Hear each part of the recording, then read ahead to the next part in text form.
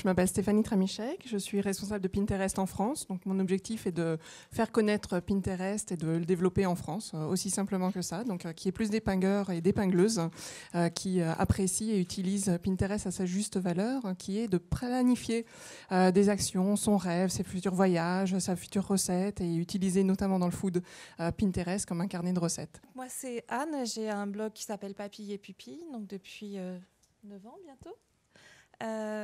Donc moi c'est devenu mon métier en fait depuis quelques années. Je ne vis pas de mon blog, mais grâce à mon blog, parce qu'il m'apporte beaucoup de travail à côté. Pascal Wix, donc moi je suis comme Stéphanie, je suis une vieille blogueuse. Mon blog va avoir 10 ans le 2 mars 2014. Voilà.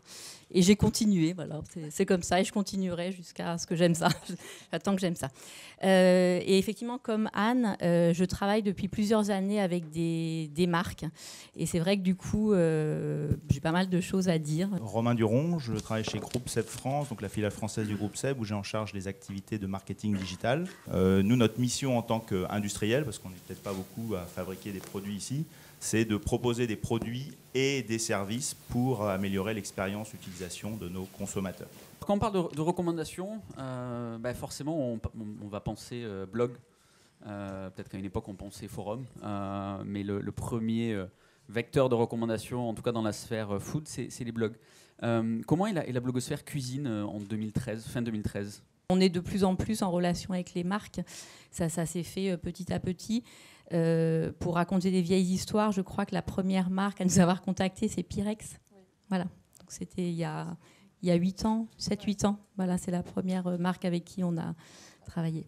Depuis, vous avez énormément de demandes de marques. Vous êtes sollicité normalement. Beaucoup de contenu, beaucoup de choses qu'on n'arrive pas vraiment à gérer, et surtout qu'on ne s'adresse pas forcément à nous comme à une personne, et c'est peut-être ça quelquefois qui est gênant. C'est pas évident à gérer. Moi je reçois 400 mails par jour, j'arrive même pas à les lire. Donc c'est vrai qu'on est peut-être plus difficile aujourd'hui à toucher qu'il y a quelques années. Moi, ça fait plusieurs années que je travaille avec des marques, et quand ça se passe bien, c'est génial. Parce qu'en fait, c'est vrai qu'on parle beaucoup de recommandations. Moi, au début, ça me paraissait bizarre parce que je me disais, je parle d'un truc, mais bon, c'est comme quand... En fait, à l'époque, quand je découvrais un produit sur mon marché, dans une boutique, j'en parlais à mes copines. Donc, je continue à en parler à mes copines, mais maintenant, j'en parle sur mon blog. Et du coup, j'en parle non seulement à mes copines, mais aux copines de mes copines. Et en fait, ça fait boule de neige. Il y a vraiment des effets. Et surtout, ce qui est le plus important, ce que j'aimerais bien que les marques comprennent, c'est qu'en fait, il y a une sorte de personnification de la marque. C'est-à-dire que moi, il m'arrive... Je me souviens que j'ai parlé il y a quelques années d'un coupe-pain danois que j'avais découvert dans un café près de Bastille. Et j'avais rencontré la jeune femme et j'avais parlé de son coupe-pain danois. Et maintenant, je reçois des mails, c'est-à-dire les gens pensent que le coupe-pain danois, c'est moi. Donc en fait, il y a quand même une sorte de personnification. Donc ce qui veut dire que c'est quand même, quand on est blogueur et quand on travaille pour une marque, on s'engage personnellement. Donc ça veut dire qu'il est hors de question de travailler pour un truc qu'on n'aime pas. Ça, c'est pas possible. C'est vraiment important d'être honnête. Et ensuite, ça veut dire que finalement, on donne plus à la marque ce pour quoi on a été payé. Parce qu'en fait, comme on aime bien, on devient vraiment ambassadeur. C'est-à-dire que moi, par exemple, si je vais sur un salon, les gens vont me dire « Ah tiens, j'ai vu que tu as parlé de ça, qu'est-ce que tu en penses ?» etc. Donc ça va très très loin.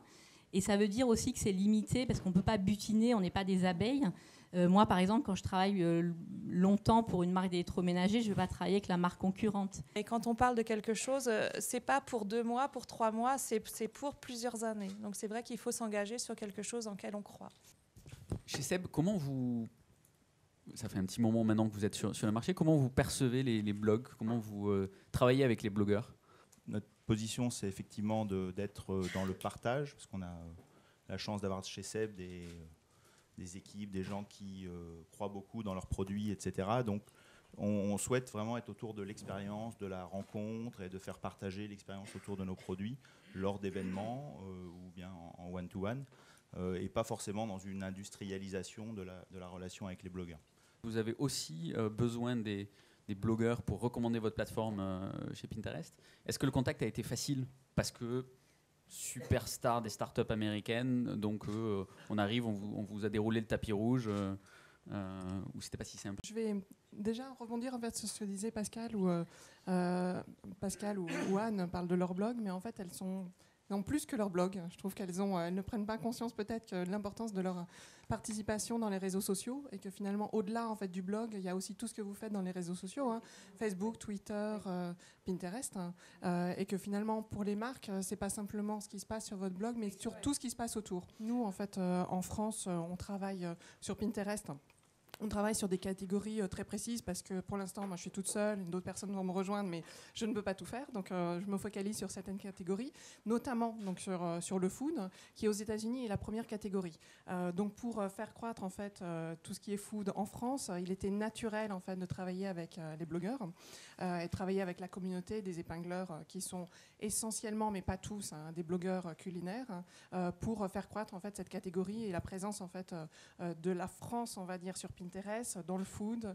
Les internautes qui viennent nous voir se baladent pas forcément dans les archives, donc grâce à Pinterest, ça me permettait d'avoir d'autres entrées. Et puis ça me plaît tout simplement. C'est un outil qui est assez magique. Quand on se balade, c'est assez addictif, c'est marrant. Moi, c'est vraiment ça qui m'a plu. C'est un réseau social, il y a moins de discussions, c'est très visuel et c'est vrai qu'en cuisine, c'est une grande source d'inspiration en fait. J'aime bien le côté inspiration, axé sur le visuel et le côté partage. Sur Pinterest, par rapport aux autres réseaux sociaux, en fait, on a une vraie affinité en fait, par rapport à tout ce qui est cuisine et ça vient essentiellement de la nature même en fait, de Pinterest. Déjà, on aide les personnes en fait, sur Pinterest à explorer les choses qu'ils aiment et puis passer à l'action. Dans la cuisine, ça revient à utiliser Pinterest pour collectionner toutes les recettes qu'on aime et un jour les réaliser. Donc c'est un outil, en fait, c'est un des réseaux sociaux les plus évidents en fait, dans le monde de la cuisine pour les utilisateurs, pour les épingleurs. Et puis je dirais qu'il y a aussi en fait, le côté visuel qui est fort. Et puis on n'est pas dans un ego trip. Pinterest en fait, met en relation des centres d'intérêt mais ne met pas en relation des gens. Alors des fois, les relations avec les blogueurs, c'est pas simple et il y a des loupés. On va parler du Foodle. Romain, je te laisse présenter ce qu'est le Foodle. À l'heure du digital, on a travaillé, c'était en 2012, un petit peu avant, sur le Foodle, qui est en fait un classeur digital qui permet d'avoir sur un même endroit des recettes que je saisis et des recettes qui m'inspirent sur le web. Et puis, comme beaucoup d'entreprises, beaucoup de grandes entreprises en ce moment, c'est sûr que cette révolution digitale qui touche nos distributeurs, donc qui change, la distribution qui change et qui touche aussi les habitudes de nos consommateurs, il faut qu'on s'y adapte, il faut qu'on développe des pratiques et des connaissances. Et il est clair que quand on a lancé ce Foodle, on n'était pas forcément très mature, à la fois dans tout ce qui était la communauté, qui faisait quoi, comment le faire. Il y avait aussi des questions un peu, j'allais dire, plus générales autour de ça. Donc on a eu des échanges qui étaient vifs quelquefois, qu'on a provoqués, on s'est expliqué, on a pris des engagements pour essayer de faire en sorte que le Foodle devienne... dans sa nouvelle version, quelque chose d'acceptable pour tout le monde et quelque chose qui prenne vraiment sa place. On parlait de test and learn tout à l'heure. Ça a été l'occasion de bien échanger, l'occasion de mettre des choses à plat et puis aussi l'occasion pour nous de progresser. Et ce qu'on fait actuellement en termes de digital et de prend en compte tout ce qu'on a appris à ce niveau-là. Ce qui est amusant dans cette histoire, c'est qu'avec les réseaux sociaux, tout va très vite. Mais tout va très vite dans un sens. C'est vrai qu'il y avait eu un mini, c'était monté très haut parce que tout le monde se parle, les choses vont très vite. Mais d'un autre côté, on a très vite oublié aussi. Le digital qui doit être intégré au sein d'une entreprise, qui ne doit pas juste être poussé par une équipe digitale seule, parce que ce n'est pas elle qui va faire la culture. Elle peut bien sûr aider et accompagner, mais il faut aussi une prise de conscience de l'ensemble de l'entreprise.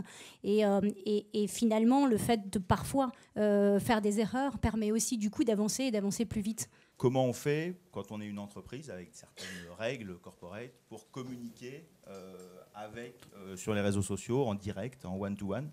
Et ça on a vraiment mis en place des nouvelles procédures. On a staffé parce qu'il faut aussi staffer dans le digital. On a embauché une community manager dans nos équipes. La présence des chefs produits ou des gens des marques, du coup, sur des rencontres avec les blogueurs leur permettent eux aussi de comprendre et du coup d'être beaucoup plus en interaction et en compréhension de cette culture digitale. Les gens nous considèrent vraiment comme The Girl Next Door, quoi. On est comme eux, on a le même niveau qu'eux. Je pense que c'est pour ça que le pouvoir de recommandation est ce qu'il est, c'est parce qu'on est comme eux. On n'est ni plus ni moins.